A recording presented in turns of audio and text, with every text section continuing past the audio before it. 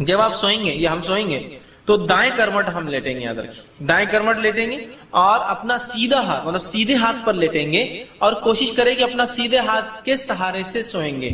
نبی اکرم صلی اللہ علیہ وسلم کو دیکھا گیا کہ جب آپ سوتے ہیں تو سیدھی کروٹ سوتے ہیں اور شروعاتی نیند آپ بعد میں سیدھا بھی سو سکتے ہیں، جس کو بولتے پیٹھ کے بل جس کو بولیں گے، لیکن آپ جب شروع کرتے ہیں نیند تو سیدھے جانب آپ لیٹ جاتے ہیں اور اپنا ہاتھ جو ہے اس کو اپنے سر کے نیچے لے لیتے، ٹھیک ہے، جیسا کہ ایسا جس کو کہیں گے اس طرح سے یا اس طرح سے سر کے نیچے اس کو لے لیتے، ٹھیک۔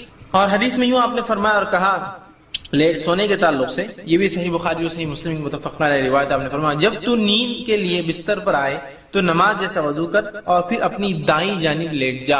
اسی صحابی کو آپ نے اضافی الفاظ ساتھ کہے دوسری روایت میں کہ جب تجھے نیند آئے تو وضو کر اور اپنی دائیں جانب پر لیٹ جا، دائیں جانب سیدھے طرف لیٹ جا، الٹے طرف نہیں، یاد رکھیں۔ سیدھے طرف لیٹنے کے کیا فائدے؟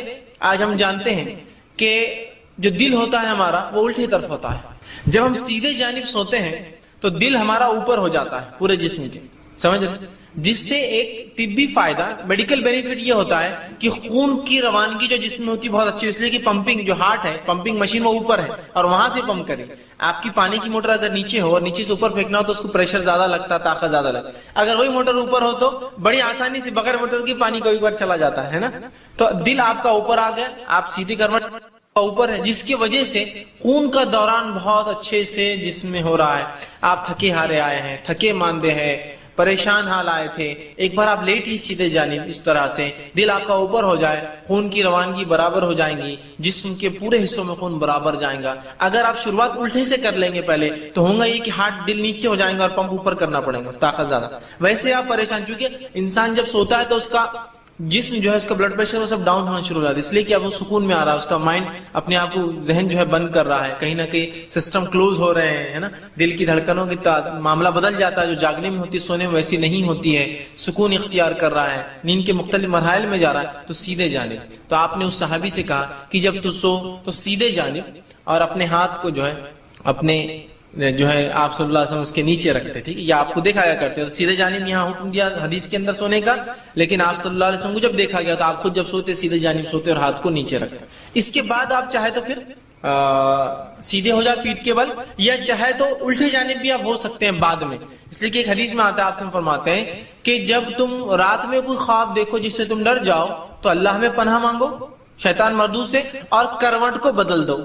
تو سیدھے ہے تو الٹا، الٹا ہے تو سیدھا، تو اس سے پتا چلا کروٹ بدلنے سے مراد یہ کہ آدمی الٹا بھی سو سکتا ہے، مطلب الٹے جانب، کیوں تو یہاں اگر سیدھا سو رہا ہوں میں خواب دیکھ کے ڈر جاؤں تو میں کیا کروں گا، پھر الٹے جانب سوؤں گا، تو پتا چلا الٹا بھی سو سکتے، حرام نہیں ہے، یہ بھی جائز ہے، لیکن شروعات تو سیدھے سے ہوں گی، پھر بیچ میں بھی سو سکتے ہیں، پھر الٹا بھی سو سکتے ہیں، ٹھیک، تو یہ کرنا ہے ہم کو، ٹھیک۔ تو یہاں آپ صلی اللہ علیہ وسلم نے یہاں جو صحابی کو کہا کہ تم سیدھے جانب سے سونا شروع کرو۔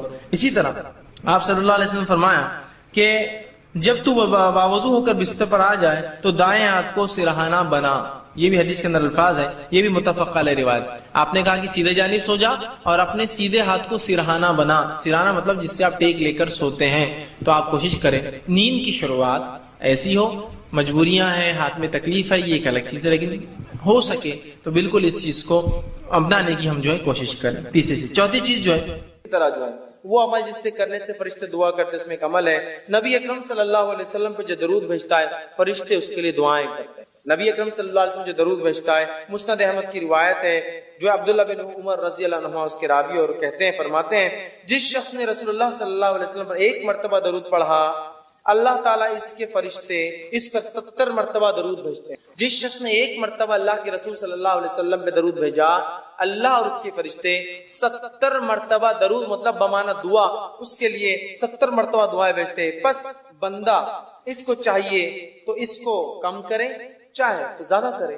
اب بندے کے اوپر ہے وہ کتنی دعا چاہتا ہے اور کتنی نہیں، جتنا زیادہ دعا چاہتا ہے اتنا زیادہ درود بھیجے، جتنی کم دعا چاہتا ہے اتنا کم درود بھیجے۔ تو اب بندے کے اوپر معاملہ ہے، تو ہمیں چاہیے نبی اکرم صلی اللہ علیہ وسلم پر بکثرت درود بھیجے، بکثرت جتنا ہو سکتا ہے، اس لیے کہ 70 مرتبہ اللہ اور اس کے فرشتے درود بھیجتے ہیں جو نبی اکرم صلی اللہ علیہ وسلم پہ درود بھیجتا ہے۔ آئیے ایک واقعہ سنیے، جو ہے ابی بن کعب جو ہے رضی اللہ عنہ جو ہے وہ فرماتے ہیں، جامع ترمذی میں یہ روایت آتی ہے، وہ ایک مرتبہ اللہ کے رسول صلی اللہ علیہ وسلم کے پاس حاضر ہو کہا کہ میں نے کہا اللہ کے رسول صلی اللہ علیہ وسلم میں بہت زیادہ درود پڑھنا چاہتا ہوں تو آپ میری رہنمائی کریں کہ میں اپنی دعاؤں کے کتنے حصے کو درود پر مشتمل کروں اور کتنے حصے میں اپنے لیے دعا مانگوں.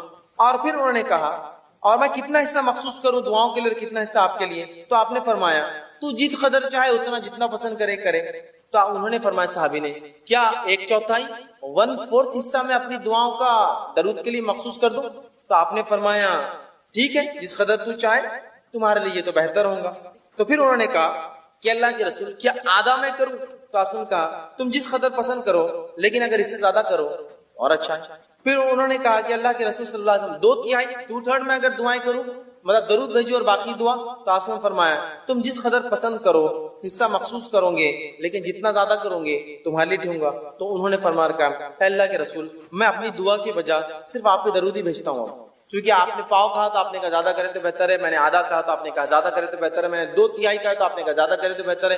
اب میں کیا کرتا ہوں صرف آپ پہ درود بھیجتا ہوں. تو آپ نے فرمایا کہا تو پھر تو تمہارے غموں کی کفایت کی جائے گی. اگر تم نے صرف میرے اوپر درود ہی بھیجا اور دعا اپنے لیے نہیں مانگی تو پھر تو تمہارے غموں کی اللہ کفایت کر جائیں گا, جتنے غم اور پریشان کفایت کر جائیں گی اور گناہوں کو معاف کر دیا جائے گا. تو اس حدیث سے پتہ چلا نبی اکرم صلی اللہ علیہ وسلم درود بھیجنے سے غموں کی کفایت ہو جاتی ہے, ہر غم اللہ دور کر دیتا ہے اور اللہ تعالیٰ جو ہے ہمیں ہمارے گناہوں کو معاف کرتا ہے. تو ہمیں چاہیے کثرت سے نبی اکرم صلی اللہ علیہ وسلم درود بھیجے, دنیا کا بھی فائدہ اور آخرت کا فائدہ. دعائیں قبول ہو رہی ہے, معافی مل رہی ہے, فرشتے بھی دعا کرے, اللہ بھی درود بھیج رہا ہے. اور 70 مرتبہ ایک بار بھیجو 70 مرتبہ اللہ اور اس کے فرشتوں کی دعائیں. اسی طرح جو ہے تو دیکھیے 3 بار کرنا چاہیے. آئیے اسی طرح جو ہے نبی اکرم صلی اللہ علیہ وسلم جب لیٹ جاتے بستر پر سیدھے ہاتھ کے رخسار گلے کے نیچے اپنا ہاتھ رکھ لیتے تب یہ دعا پڑھتے. تو کون سی دعا پڑھتے رخسار پہ ہاتھ رکھنے کے بعد؟ سلسلۃ الاحادیث صحیحہ کی روایت ہے اور برا بن عازب رضی اللہ عنہ فرماتے اور کہتے ہیں نبی اکرم صلی اللہ علیہ وسلم جب بستر پر لیٹ جاتے اور آپ کا دست اقدس سیدھا ہاتھ اپنے رخسار کے نیچے لے لیتے تو یہ دعا پڑھتے اللہم قنی عذابک یوم تبعث عبادک. یہ دعا پڑھتے. دعا کے الفاظ یہ اور ترجمہ اے اللہ مجھے اس روز اپنے عذاب سے محفوظ رکھ جس روز تو بندوں کو اٹھانے والا ہے. اچھا یہ دعا کس لیے معلوم آپ کو؟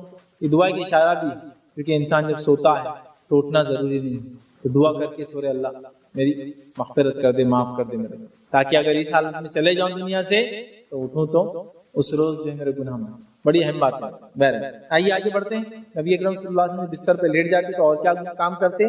تو اللہ کے رسول صلی اللہ علیہ وسلم گناہوں کی معافی, شیطان سے دوری اور بہترین افراد کی رفاقت کی بھی دعا کرتے. جب سونے جاتے تو کیا دعا کرتے؟ گناہوں کی معافی, شیطان سے دوری اور بہترین لوگوں کی رفاقت, دوستی جس کو بولیں گے فرینڈشپ ہو, اس کی آپ جو ہے دعا کیا کرتے تھے. اور رات کے وقت نبی اکرم صلی اللہ علیہ وسلم اس دعا کو جو ہے پڑھا کرتے تھے. اسی طرح جو ہے نبی اکرم صلی اللہ علیہ وسلم سونے سے پہلے جو اعمال کرتے اس میں ایک یہ ہے کہ آپ بھوک سے پناہ طلب کرتے اور سونے سے پہلے بھوک سے پناہ طلب کرتے, یاد رکھیے. اور ام المومنین عائشہ فرماتی اور کہتی ہے کہ اللہ کے رسول صلی اللہ علیہ وسلم جو ہے سونے سے پہلے جب بستر پر جاتے تو یہ دعا پڑھتے کہ اے اللہ میں آپ کی پناہ میں آتا ہوں آزادی دینے والی ہر برائی سے اور بھوک سے جو میرے ساتھ سوتے وقت تک رہے. ٹھیک ہے, تو یہ دعا بھی آپ کر کے سویا کرتے. اسی طرح ابن حبان کی ایک روایت ہے نبی اکرم صلی اللہ علیہ وسلم اپنے گناہوں کی معافی کی دعا کر کے یاد رکھے سویا کرتے تھے. اور سلسلۃ الاحادیث صحیحہ کے اندر بھی یہ روایت آتی ہے اور روایت کافی طویل ہے, یاد رکھیے. بس مختصر سے دعا رکھ دیتا ہوں. دعا کے الفاظ یہ ہیں کہ اللہ کے رسول یہ پڑھتے تھے لا الہ الا اللہ وحدہ لا شریک لہ لہ الملک ولہ الحمد وہو علی کل شیء قدیر لا حول ولا قوة الا باللہ سبحان اللہ والحمد للہ ولا الہ الا اللہ واللہ اکبر. یہ پڑھ کے آپ بہرحال سویا کرتے تھے. اسی طرح جو ہے سوتے وقت تسبیح تحلیل جو پڑھنا غلام ملنے سے زیادہ بہتر ہے. سوتے وقت کی ایک تسبیح یاد رکھیے, وہ تسبیح اگر سونے سے پہلے ہم پڑھیں تو غلام ملنے سے کیا ہوتا ہے, آپ کو ایک اسسٹنٹ مل جاتا ہے, کام میں آسانی ہوتی ہے, اس سے بہتر ہے. کون سی تسبیح ہے؟ کافی لمبے الفاظ ہیں حدیث کے, میں حدیث کے پورے الفاظ نہ رکھتے ہوں, آپ کو صرف وہ تسبیح بتا دیتا ہوں. الفاظ یہ ہے کہ حضرت فاطمہ گئی اور اپنے والد سے کہا کہ ابا جان غلام آئے ہیں آپ کے پاس, ہمیں تحفتاً دے دیں. تب نبی اکرم صلی اللہ علیہ وسلم فرمائے غلام کو آنے سے زیادہ تمہارے لیے بہتر ہے کہ تم سونے سے پہلے کیا کرو, 34 بار اللہ اکبر, سبحان اللہ 33 بار اور پھر الحمدللہ 33 بار. نماز کے بعد جو تسبیح پڑھتے وہ الگ اور سوتے وقت کی تسبیح الگ. نماز کے بعد کی تسبیح 33 بار سبحان اللہ, 33 بار الحمدللہ, 33 بار اللہ اکبر اور آخر میں لا الہ الا اللہ وحدہ لا شریک لہ لہ الملک ولہ الحمد وہو علی کل شیء قدیر. یہ ہوتی 100, یہ ہے نماز کے بعد. لیکن سونے سے پہلے کی تسبیح کیا ہے؟ 34 بار اللہ اکبر, 33 बार सुभान अल्लाह और 33 बार अल्हम्दुलिल्लाह हुए 100. ठीक है, ये पढ़ के सुना है गुलाम मिलने से ज्यादा बेहतर है. तो अल्लाह के रसूल ने हुक्म दिया और हजरत फातिमा हजरत अली दोनों ये तस्बीह पढ़ा करते थे. अस्सलाम वालेकुम, आप भी हमारे इस काम में ताउन करें, अपनी ज़कात और ज़कात के जरिए डोनेशन डिटेल्स के लिए डोनेट क्लिक करें. अगर आप हमारे वीडियो पसंद आए हैं तो इसे शेयर करें और आप हकदार बने. रोजाना हमारे वीडियो को पाने के लिए हमारे यूट्यूब चैनल को सब्सक्राइब करें और बेल आइकन दबाएं. हमसे दीगर सोशल मीडिया पर जुड़ने के लिए वीडियो में दिए गए आईडी को सर्च करें. जज़ाकल्लाह. सबसे पहली चीज तो ये कि कुरान के पढ़ने के बहुत सारे आदाब हैं, सुन्नतें हैं, लेकिन फराइज नहीं है. फराइज अलग है और आदाब या सुन्नतें अलग है कुरान पढ़ने. जैसे कि मिसाल के तौर पर कुरान को कोई गैर मुस्लिम भी पढ़ सकता है पढ़ने के लिए. तब तक कि वो हिदायत याफ्ता वो पढ़ेंगे तो हिदायत की तरफ आएंगे या सुनेंगे तो आएंगे. तो वो तो बिल्कुल ना उसके लिए तहरत का कोई मसला है, ना उसके लिए गुस्ल का कोई मसला है, ना उसको तो कोई मसला है. रहा मुसलमानों के अंदर कुरान पढ़ने की क्या आदाब, ये क्या चीज है, तो कुरान के हुकूक है. हुकूक में एक चीज है कि कुरान पर ईमान लाया जाए. तो पढ़ने वाला भाई नहीं है, समझे ना, ये फराइज जिसको बोलेंगे इससे तो सवाब मिले. ठीक है, ईमान वाला होना तो अजर मिलेगा कुरान पढ़ने. लेकिन अगर आदाब की हद तक मिले या सुन्नत क्या है तो कुरान को बावजूद मुंह कर पढ़ा जाए. कुरान को किबले रुख मुंह कर करके पढ़ा जाए. वैसे किबले का मामला तो दुआ, कुरान, नमाज में तो फर्ज है. हर इबादत में कोशिश करे किबले रुख हो, इसलिए कि किबला हमारे जिंदा और मुर्दा दोनों का किबला है. तो लिहाजा किबले रुख होकर तो कोशिश करे कि हर काम किया जाए. बल्कि अगर कोई इंसान ऑफिस में बैठता है ऐसा समझता है कि अगर डायरेक्शन चेंज करूं तो किबले रुख मुंह होकर ही बैठे ऑफिस में, ताकि हमेशा किबले की तरफ, क्योंकि ये तो किबला हमारा जिंदा और मुर्दा दोनों की इबादतों में हर काम की. ठीक, फजीलत है उसको आप बावजूद कर पड़े, लेकिन कंडीशन नहीं होती, ये वजाहत कर. दूसरा किबले रुख होकर पड़े, ये इसका अदब है. इसमें भी कोई मसला नहीं, किबले रुख ना भी हो सके तो करो. इसके अलावा आजीजी हो, इनकिसारी हो, अल्लाह का कलाम पढ़ रही सोच कर पढ़े, अपने ऊपर खशियत तारी करे अल्लाह की, कोशिश करे कि आवाज के अंदर ऐसा वो हो कि जैसा इंसान गीला रहा हो, रो रहा हो. ये तमाम चीजें इसके आदाब. लेकिन इसको हम फिक्स नहीं कर सकते 1 2 3 4 5 6 7 8 9 10. लेकिन जैसा आपका सवाल है उसकी वजह से क्लेरिफिकेशन के तौर पर मैं दे सकता हूँ मुख्तलिफ. जैसा क्या सर ढककर कुरान पढ़ना उसका अदब है? तो हाँ, सर ढककर आप कुरान पढ़ सकते. लेकिन क्या सर को खुला रख के कुरान पढ़ा बेद भी नहीं? सर को खुला रखकर कुरान पढ़ना बेद भी नहीं. दोनों चीजें एट द सेम टाइम. मतलब सर को ढकना वैसे तो ये अल्लाह के रसूल सल्लल्लाहु अलैहि वसल्लम की दाइमी सुन्नत. आप सर को ढक हमेशा हमेशा. हाँ, कुछ दौर में कुछ जगहों पे आपने नहीं ढका, और ये अरबों का ट्रेडिशन रहा. आज भी अरब में एक लिटरेट तबका जो है, अगर आप सर खुला रखे तो एकदम ऐसा बोलेंगे हाँ आदमी सर खुला रखते तो है, इतना अदब करते हैं. सर को खुला रखना बेअदबी है. This is cultural impact. Second, नबी अकरम सल्लल्लाहु अलैहि वसल्लम ने भी हमेशा ढका, ये सुन्नत होगी. तो आप टोपी से ढके, टोपी पे रुमाल डाले, टोपी पे अमामा बांधे, तो जो भी घर सर ढकना चाहिए. फिर कुछ कैप वगैरह लोग करके अलग जो भी घर सर ढकना चाहिए, सुन्नत. ठीक है, ये. लेकिन कुरान को बगैर सर ढके क्या पढ़ सकते हैं? कुरान को आप जूतों में बैठे तो भी पढ़ सकते. बहुत से लोग बोलते क्या कुरान जूतों में है तो पढ़ सकते? बिल्कुल. ट्रेन में बैठे हैं तो, क्लास में बैठे हैं तो, कॉलेज में बैठे हैं तो. दलील नबी अकरम सल्लल्लाहु अलैहि वसल्लम, अबू दाऊद की रिवायत है, नबी अकरम सल्लल्लाहु अलैहि वसल्लम बहुत सारी मर्तबा मस्जिद नबी में आए, आपने नमाज पढ़ाई और जूतों में नमाज. वैसे तो कुरान ही पढ़ा. कुरान को बैठ कर पढ़ सकते हैं, लेट कर पढ़ सकते हैं. कुरान को खड़े होकर भी पढ़ सकते, बैठ कर भी पढ़ सकते, लेट कर. क्यों? अल्लाह कुरान अल्लाह के नेक बंदों की सिफत बयान की. अल्लज़ीना यज़कुरूनल्लाह क़ियामन वक़ूदन वलजन. अल्लाह का जिक्र करते हैं खड़े से, बैठे से और करवटों.